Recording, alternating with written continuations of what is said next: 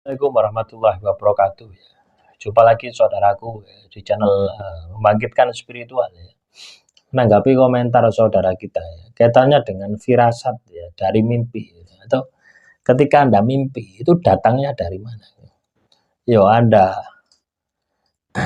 telusuri sendiri ya. Mimpi itu ada datangnya dari Tuhan, yo ada. Ya, semuanya dari Tuhan ya. Ketika itu mimpi dari Tuhan itu sebagai petunjuk. Ada juga mimpi dari setan juga ada. Ya. Ada juga mimpi bunga tidur ada gitu ya. Karena pikiran Anda ini capek ya. Karena pikiran Anda ini stres, depresi, akhirnya terbawa mimpi. Juga ada seperti itu. Nah, supaya Anda ini tajam ya, supaya mimpi Anda ini puspo tajam.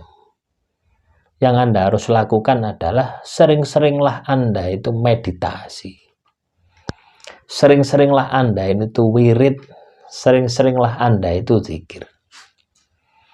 Ya, semua itu ada pakemnya. Kalau Anda sering wirid, sering dzikir, sering meditasi, Anda akan bisa mengenali mimpi Anda ini apakah petunjuk dari Tuhan, apakah petunjuk ya. Ada juga mimpi ya yang bukan dari Tuhan ya ada gitu ya, tapi ya semuanya berasal dari Tuhan gitu ya. Muaranya di sana ya, muara kehidupan, masalah apapun itu muaranya dari ke Tuhan gitu ya. Asalnya ya dari satu ya. Yang ada di dunia ini asalnya dari satu, ya Tuhan ya. Tapi ketika kita menjalani kehidupan ya, ketika itu mimpi itu bisa menjadi petunjuk. Misalkan Anda ini mimpi ya, mimpi berkelahi ya, mimpi menyeramkan, berkelahi terus, mimpi menyeramkan terus ya. Ini menunjukkan bahwasannya ada gangguan, ada makhluk halus yang ada di dalam tubuh Anda. Atau Anda ini ketika ibadah ya, enggak mimpi ya, dalam keadaan sadar pun juga bisa. Nah, itu bisa Anda kenali ya, manakala teman-teman ini sering berzikir, sering wirid, sering meditasi. Kenapa nggak bisa seperti itu? Karena kita ini berada di frekuensinya frekuensi mimpi. Bayangkan ya, ketika Anda ini berada di frekuensi mimpi, maka Anda akan bisa membaca arti mimpi Anda. Loh, iya teman-teman ya. Seperti Nabi Sulaiman itu loh ya. Itu dia bisa berada di frekuensi apapun. Makhluk apapun yang ada di alam semesta ini, dia diberi mukjizat sama Allah Subhanahu wa taala. Ya, akhirnya bisa bahasa semut, bisa bahasa kalajengking. Itu karena apa ya? Loh ini logika ya, ini logis ya. Itu karena dia itu bisa berada di dalam frekuensinya gitu.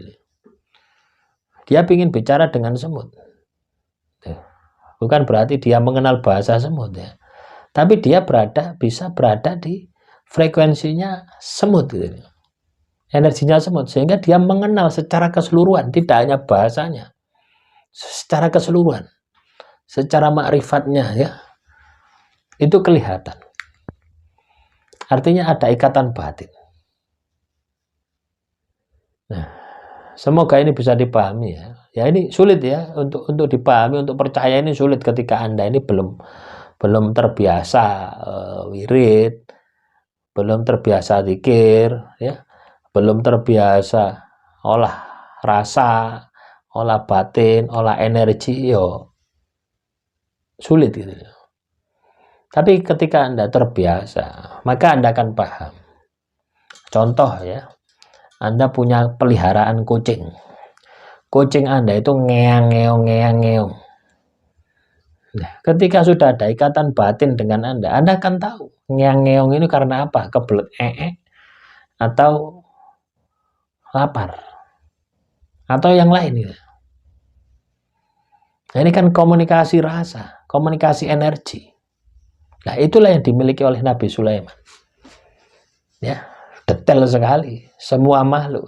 Nah, ini juga bisa kita latih, teman-teman ya. Nah, kelihatannya impossible ya. Nah, dipikirkan, dihayati, coba dipraktekkan ya, sekali-sekali gitu ya. Nggak usah banyak makhluk ya, banyak makhluk kita ini pusing ya. Satu saja, untuk belajar satu saja.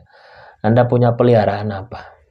Coba ajak komunikasi batin. Lama-lama Anda akan bisa merasakan frekuensi energinya.